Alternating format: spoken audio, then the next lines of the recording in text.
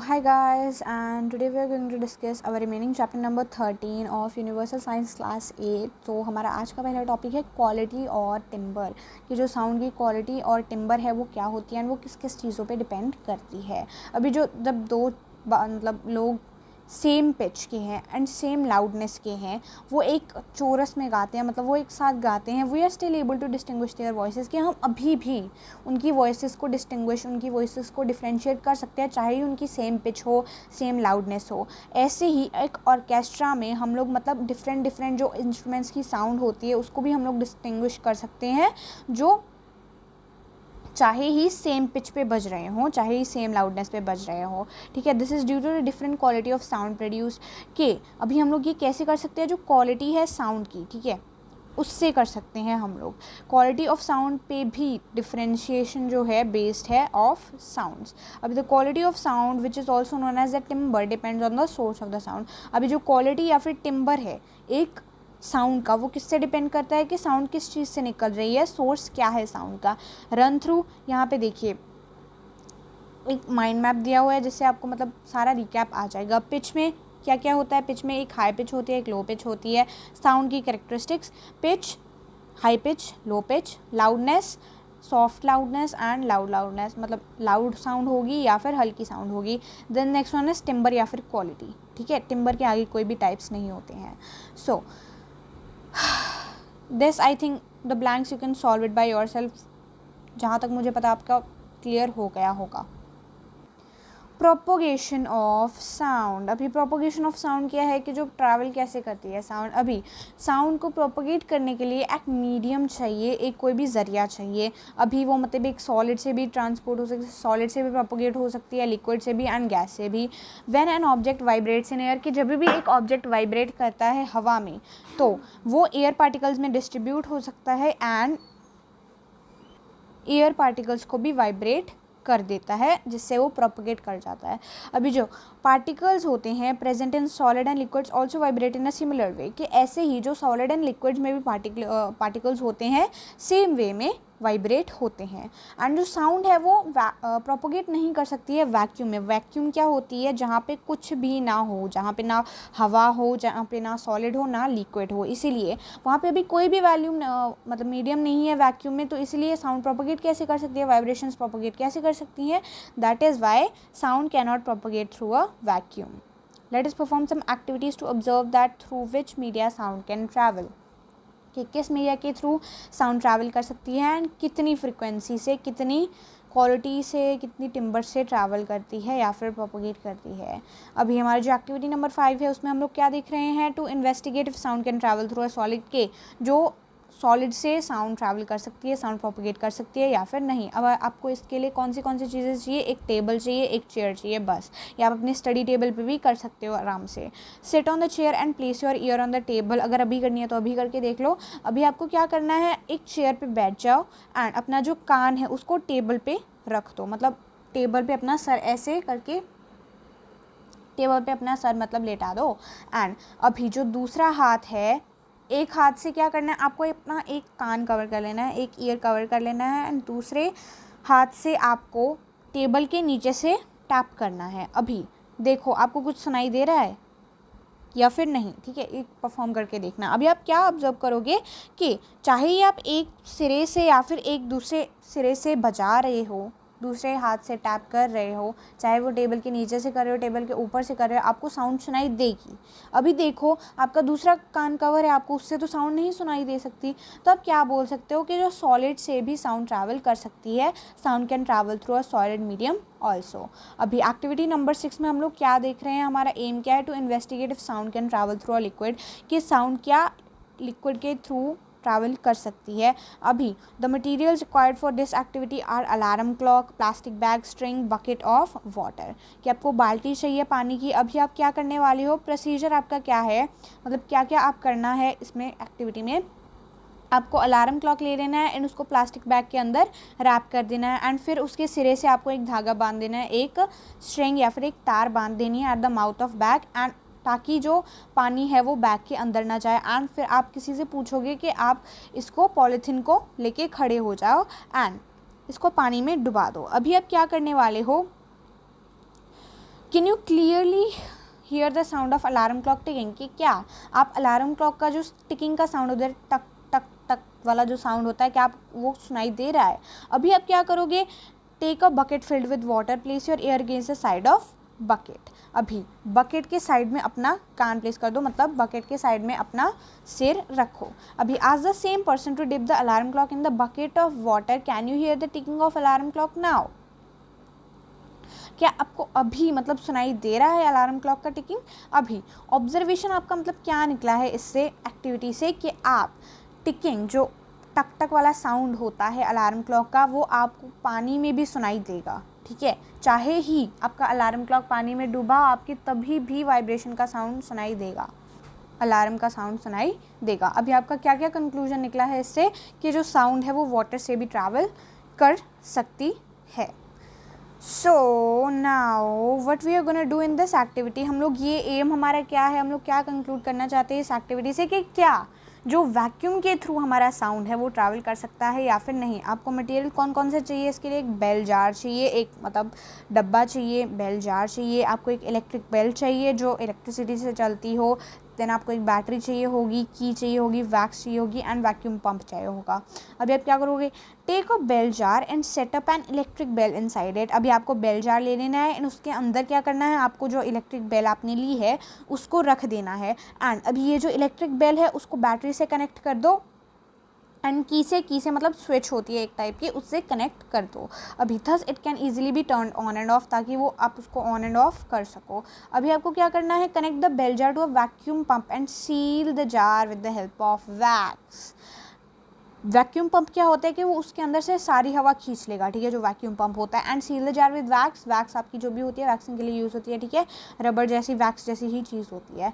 Ring the bell with the help of the key. अभी आपको क्या करना है, की मदद से, स्विच की मदद से आपको बेल को ऑन कर देना है, जो आपकी इलेक्ट्रिक बेल है उसको ऑन कर देना है। अभी क्या आपको रिंगिंग सुनाई दे रही है बेल की? अभी आपको क्या करना है, now turn on the vacuum pump to remain all the air present inside the jail bar. अभी आप क्या करोगे, जो सारी एयर है जेल बार के बेल जार के अंदर उसको सारी आप रिमूव कर दोगे, ठीक है। What do you observe when the air is remove from the bell jar? What happens when all air has been remove from the jail bar? अभी क्या होगा जब सारी आपने हवा निकाल दी है जेल बार मतलब बेल जार से? अभी आपका क्या ऑब्जर्व कर रहे हो आपके, जैसे ही आपने एयर निकाल दी सारी, जो बेल जार के अंदर जो लाउडनेस है, रिंगिंग बेल की जो लाउडनेस है वो धीरे धीरे डिक्रीज हो रही है, वो धीरे धीरे कम हो रही है।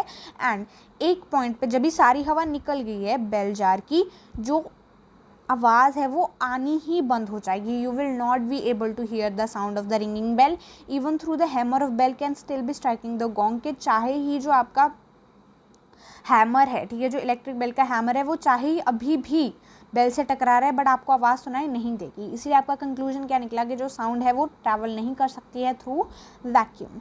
अभी हमें इन एक्टिविटीज़ की मदद से हमने इन्वेस्टिगेट किया कि साउंड किन किन मीडियम से ट्रैवल कर सकते हैं, किन किन मीडियम से ट्रैवल नहीं कर सकती। अभी साउंड जो है ट्रैवल कर सकता है सॉलिड से, लिक्विड से, गैस से, ठीक है, इन सब मीडिया से ट्रैवल कर सकती है, बट वो वैक्यूम से ट्रैवल नहीं कर सकती। इसीलिए साउंड को हमेशा एक मटीरियल चाहिए या फिर एक मीडियम चाहिए ट्रांसपोर्ट के लिए। एंड जो वैक्यूम है, जहाँ पे कुछ भी नहीं है, वहाँ पे जो कोई मीडियम ही नहीं है, तो फिर साउंड ट्रांसपोर्ट मतलब प्रोपगेट कैसे करेगी? अभी जो साउंड है वो ट्रैवल कैसे करती है? अभी आपने जैसे देखा कि we have learn that sound is produced when a source such as a string और स्ट्रेच मेम्ब्रेन वाइब्रेट्स। कि साउंड तभी प्रोड्यूस होती है जब ये एक मतलब किसी भी चीज़ को स्ट्रिंग को स्ट्रेच किया जाए या फिर स्ट्राइक किया जाए, है ना, स्ट्रेच स्क्रीन को। तो how does the produce sound travel and reaches? अभी ये जो अभी देखो साउंड प्रोड्यूस हो तो गई है बट वो हमारी तरफ हमारे कानों तक कैसे पहुंचती है? ठीक है, sound travels to a medium in the form of waves. अभी एक मीडियम के थ्रू वो कैसे ट्रैवल करती है? इन द फॉर्म ऑफ वेव्स बन के वो मीडियम के थ्रू ट्रैवल करती है। एंड अभी when vibrations take place they are transmitted through a medium and form alternate compressions and refractions। अभी ये जब vibrations form हुई तो ये compressions and refractions की form में propagate होंगी। अभी लेबोरेटरीज में क्या होता है, sound of a particular frequency is produced for experiments using a vibrating tuning folk. Tuning फोक कैसा होता है, ट्यूनिंग फोक देखिए ये, इसको हम लोग एक ट्यूनिंग फोक बोलते हैं, तो इसकी मदद से लेबोरेटरीज में साउंड प्रोड्यूस की जाती है and is produced for experiment using a tuning fork, and a tuning fork is a U-shaped fork made of certain metal with stem to hold. U-shaped आपने देखी उसकी पिक्चर, ठीक है, U shape में था एंड उसके एक स्टेम लगा हुआ था, एक डंडा लगा हुआ था ताकि आप उसको होल्ड कर सको। And when we strike the fork on a rubber or a wooden pad, the prongs of the tuning fork vibrates.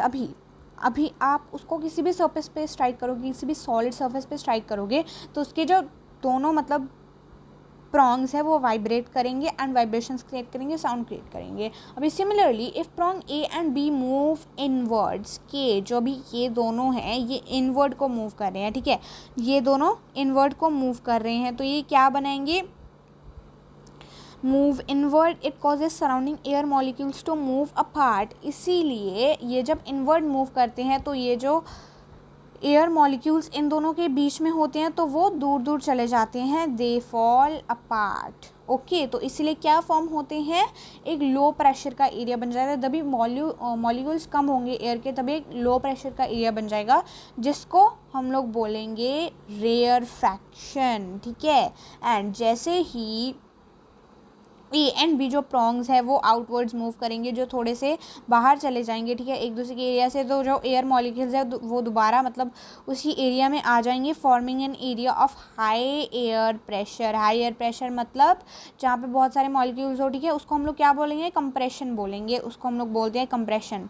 अभी याद रखो जहाँ पे लो एरिया फॉर्म हो रहा है वहाँ पे रेयरफैक्शन होगा, जहाँ पे हाई प्रेशर एरिया फॉर्म हो रहा है वहाँ पे कंप्रेशन होगा। Continuously vibrating tuning folk sends out waves consisting of alternative compressions and refractions। अभी जैसे जैसे क्या होगा, जैसे जैसे ट्यूनिंग फोक वाइब्रेट हो रहा है फिर क्या करेगा, वो रियर फ्रैक्शंस एंड कंप्रेशंस दोनों छोड़ेगा क्योंकि वो इनवर्ड एंड आउटवर्ड मूव करता जा रहा है, ठीक है। अभी the distance between two consecutive compression and refraction is called wavelength. के ये देखो ये क्या है, दूर दूर है, तो ये क्या है, लो प्रेशर एरिया है, तो इसके बीच में ये दोनों वेव्स के बीच में जो भी डिफरेंस है इसको हम लोग क्या बोलते हैं, जो भी डिस्टेंस है इसको हम लोग बोलते हैं वेव लेंथ, ठीक है, कि वेव्स के बीच में कितना डिस्टेंस है बिटवीन टू कंसेक्यूटिव कंप्रेशंस या फिर रिफ्रैक्शंस में कितना डिस्टेंस है उसको हम लोग वेव लेंथ बोलते हैं। एंड वो कैसे हम लोग रिप्रेजेंट करते हैं, कौन से साइन से रिप्रेजेंट करते हैं, एक ग्रीक लेटर से रिप्रेजेंट करते हैं जिसको हम लोग इंग्लिश में बोलते हैं lambda. Now we are going to study के जो ह्यूमंस हैं, जो हम हैं, वो साउंड कैसे सुन सकते हैं, ठीक है। अभी ये वाली डायग्राम किसकी थी, graphical representation of sound wave, ठीक है, ये रिप्रेजेंटेशन थी साउंड वेव की। अभी how do human here sound, के हम लोग ह्यूमंस जो है वो साउंड को हियर कैसे कर सकते हैं। अभी देखो the sound with that we hear are actually the vibrations produce in the air columns around us, कि एयर कॉलम्स मतलब जो भी एयर मॉलिक्यूल्स में मतलब वाइब्रेशन प्रोड्यूस होती है वो हमारे कानों तक पहुँचती है, बट हम इसको मतलब डिस्टिंग्विश कैसे कर सकते हैं, हम इसको ऑब्जर्व कैसे करते हैं वाइब्रेशन को। The organ that enables us to do so is ear, हम अपने ईयर की हेल्प से साउंड्स को अंदर लेते हैं। अभी इसमें 3 सेक्शंस हैं, 3 पार्ट्स हैं ईयर में, outer ear, middle ear and inner ear, सबसे अंदर वाला पार्ट मतलब बीच वाला पार्ट एंड सबसे ज़्यादा बाहर वाला पार्ट। ये सारी आपकी लेबल डायग्राम है, आपको डायग्राम भी लर्न करनी पड़ेगी, आपको क्वेश्चंस में आएगी। अभी हम लोग पढ़ने वाले हैं कि क्या स्ट्रक्चर है, ठीक है, सारा ईयर का। आउटर ईयर मतलब जो बाहर वाला साइड है ईयर का, this is the only part of ear that is visible to us. अभी अपने कान को देखो, जो आपका सारा जो पार्ट विजिबल है ना आपको, उसको आप लोग आउटर ईयर बोलते हो। एंड इसमें कौन से पार्ट्स आते हैं, पिना आता है, ईयर कैनाल आता है एंड ईयर ड्रम या फिर टिम्पनम आता है, ठीक है। अभी the pinna gathers the sound waves and leads them to the ear canal. Pinna क्या था अभी यहाँ पे, ठीक है, ये वाला पार्ट क्या करता है, ईयर वाइब्रेशंस को लेता है एंड उसको कहाँ तक पहुँचाता है, ईयर कैनाल तक पहुँचाता है। एंड फिर ईयर कैनाल क्या करता है, ईयर कैनाल से आगे वो ईयर ड्रम तक पहुँच सकते हैं, जहाँ पे मतलब वो ईयर ड्रम को स्ट्राइक करते हैं। एंड जब भी वो ईयर ड्रम की मेम्ब्रेन को स्ट्राइक करेंगे तो जो वाइब्रेशन है वो ईयर ड्रम किसको सेंड करेगा, आउटर ईयर से मिडल ईयर तक जो वाइब्रेशन है, ठीक है, देखो ये सारा आपका आउटर ईयर का पार्ट है, जितना समझ लगा मैं आपको बता देती हूँ कि ये जो पिना है, ठीक है, वो वाइब्रेशंस को लेता है एंड ईयर कैनाल से होते हुए वाइब्रेशन जाती हैं ईयर ड्रम तक एंड वहाँ पे जाके उसके मेम्ब्रेन को स्ट्राइक करती हैं एंड ये जो वाइब्रेशंस हैं ये ईयर ड्रम मिडल ईयर पर प्रोपगेट कर देता है, मिडल ईयर तक पहुँचा देता है। द वाइब्रेटिंग ईयर ड्रम, जहाँ पे वाइब्रेशंस ने स्ट्राइक किया है, it sends these waves from outer ear to the middle ear. So now what is happening in middle ear? Middle ear में आगे क्या होता है? This part of ear consists three tiny bones, hammer, anvil and stirrup. कि यहाँ पे आपको 3 tiny bones देखने को मिलती हैं जो है hammer, anvil and stirrup, ठीक है। अभी इनका सबका अपना अपना रोल है। अभी the vibrations from the ear drum are transmitted to these bones. अभी ये जो वाइब्रेशंस है ईयर ड्रम मिडल ईयर तक ट्रांसपोर्ट कर रहा है, ठीक है, प्रोपगेट कर रहा है, तो ये कहाँ पे जाती हैं? इन बोन्स में जाती हैं, इन बोन्स पर ट्रांसपोर्ट हो जाती हैं एंड देन ये जो मतलब बोन्स होती हैं ना, ये बहुत ज़्यादा क्लोजली मतलब बहुत ज़्यादा पास होती हैं, इसलिए जैसे ही एक वाइब्रेट करती है, देखो हैमर एनविल से करेगी एंड ये जो स्टिरअप है ये भी बहुत नज़दीक है तो ये भी वाइब्रेट करेंगे। ये तीनों बोन्स वाइब्रेट करती हैं one after the another and ये जो बोन्स है ये फाइनली कहाँ पे ट्रांसमिट कर देंगी वाइब्रेशंस को? Middle ear to inner ear. फिर ये तीनों बोन्स इनर ईयर पर ट्रांसपोर्ट कर देंगे जो वाइब्रेशंस है विच इज़ दिस पार्ट। फिर इनर ईयर क्या करता है? This consist of cochlea. Cochlea मतलब ये जो स्नेल शेप्ड का आपको दिख रहा है स्ट्रक्चर, मतलब लॉन्ग कॉइल ट्यूब दिख रही है, इसको हम लोग कॉक्लिया बोलते हैं एंड ये किससे फिल्ड होती है? एक फ्लूइड से फिल्ड होता है जिसको हम लोग मलगम बोलते हैं, है ना। तो ये एक फ्लूइड से फिल्ड होती है and has numerous highly sensitive hair cells and इसमें मतलब बहुत ज़्यादा सेंसिटिव हेयर सेल्स होते हैं जो भी वाइब्रेट करते हैं, जो ईयर मतलब जो वाइब्रेशंस है मिडल ईयर से यहाँ तक आती हैं एंड ये जो फ्लूइड होता है हमारे इनर ईयर में उसमें मतलब ट्रांसपोर्ट होती है वाइब्रेशंस एंड ये जो सेंसिटिव हेयर सेल्स होते हैं, सेंसिटिव मतलब बहुत ज़्यादा सेंस कर लेते हैं, बहुत ज़्यादा जल्दी सेंस कर लेते हैं साउंड को, ये उस वाइब्रेशंस को पिक कर लेते हैं एंड उसको ब्रेन तक ट्रांसपोर्ट करते हैं, ब्रेन तक ट्रांसमिट कर देते हैं through the auditory nerve. Auditory nerve जहाँ से ऑडियो ट्रैवल करता है, ठीक है, ऑडिटरी नर्व तक, ये आपकी ऑडिटरी नर्व है, ऑडिटरी नर्व तक पहुँचा देती है। देन क्या होता है? ये ब्रेन तक ले जाती है साउंड को एंड वहाँ पे ब्रेन आपका सारा प्रोसेस करता है एंड आपको सारा साउंड का बताता है कि क्या है साउंड एंड क्या किसकी साउंड है। सो स्पीड ऑफ साउंड अभी क्या है? जो स्पीड ऑफ साउंड है ना, ये speed of sound in a medium is the distance travelled by sound in 1 second, कि कितना जो है डिस्टेंस साउंड ट्रैवल करती है in 1 second. It is measured in metre per second, कि कितने मीटर पर सेकेंड ट्रैवल करते हैं, कि कितने मीटर्स 1 सेकेंड में उसने ट्रैवल किया, उसको आप क्या बोलोगे? स्पीड ऑफ साउंड, ठीक है। एंड इसको हम लोग मेजर किस में करते हैं? M metre per second. Then अभी जब भी साउंड ट्रैवल करती है एयर में उसकी एक सर्टेन स्पीड होती है ना, तो इसकी जो स्पीड है वो चेंज करती है सॉलिड्स में, लिक्विड्स में एंड एयर में तो करनी ही है। अभी जो स्पीड है साउंड की वो डिपेंड करती है कि जो मीडियम है या फिर जो भी टेम्परेचर वगैरह है वो मीडियम का क्या है। अभी जो साउंड है वो सबसे ज़्यादा फास्ट किस चीज़ में ट्रैवल करती है? सॉलिड्स में ट्रांसपोर्ट करती है। जो साउंड है सबसे ज़्यादा ट्रैवल किस में करती है? सॉलिड में करती है, क्योंकि जो मॉलिक्यूल्स है सॉलिड्स में बहुत ज़्यादा क्लोजली पैक्ड होते हैं। एंड स्लोएस्ट किस में ट्रैवल करती है? गैसेस में, गैसेस में, क्योंकि मॉलिक्यूल्स जो है थोड़े से डिस्टेंस पे लोकेटेड होते हैं and as a result it takes less time for the vibrations to be transfer to the neighbouring particles. इसीलिए जो सॉलिड्स में क्या है, जो नेबरिंग पार्टिकल्स होते हैं उसमें वाइब्रेशंस ट्रैवल करने में कम समय लगता है, इसीलिए जो स्पीड ऑफ साउंड है सबसे ज़्यादा सॉलिड्स में होती है। एंड जैसे जैसे जो टेम्परेचर आपका बढ़ता जाता है, जो स्पीड है साउंड की वो भी बढ़ती जाती है। ऑन द अदर हैंड जैसे जैसे आपका टेम्परेचर घटता जाएगा, जो साउंड है, स्पीड ऑफ साउंड है वो भी घटती जाएगी, स्पीड ऑफ साउंड भी डिक्रीज होती जाएगी। अभी the speed of sound in different media is listed in table 13.1। You can read this table your self. Air में देखो 330 एट 0 डिग्री सेल्सियस मीटर पर सेकंड, मतलब 1 सेकंड में कितने मीटर ट्रैवल किए। एयर में क्या है? 330 at 0 degree Celsius. 0 degree Celsius 25 degree Celsius से कम है ना, तो इसीलिए 0 डिग्री सेल्सियस कम टेम्परेचर था, इसलिए इसमें 330 मीटर्स पर सेकंड ट्रैवल किया। एंड जहाँ पे टेम्परेचर हाई था जो था 25 डिग्री सेल्सियस, वहाँ पे 343 मीटर पर सेकंड ट्रैवल किया, जो ज़्यादा है। अभी स्टील क्या है? स्टील एंड एल्यूमिनियम दोनों के दोनों सॉलिड है, इसमें इससे सबसे ज़्यादा जो है आपका रेट है, सबसे ज़्यादा स्पीड है एयर की। एंड वाटर में मीडियम है, वाटर में A2 है आपकी स्पीड। अभी जो loudest sound produce by any living animal is the whistle of blue whale. अभी लाउडेस्ट मतलब सबसे ज़्यादा जो बड़ी साउंड है कोई भी एनिमल प्रोड्यूस करता है वो कौन करती है, ब्लू व्हेल प्रोड्यूस करती है। जो ब्लू व्हेल्स होती है वो सबसे बड़ी क्रीचर भी होती हैं धरती की, तो वो प्रोड्यूस करती है। Whales in the ocean can make sound that can travel nearly 800 kilometres, मतलब 800 किलोमीटर पर भी अगर आप हो ना तो आपकी व्हेल की विसल आपको सुनाई देगी। आई थिंक आज फिर से वीडियो काफ़ी लंबी हो चुकी है, so I will make rest of the chapter in the next video. सिर्फ मतलब थोड़े से पेजेस बचे हैं तो अगली वीडियो तो बहुत जल्दी बन जाएगी।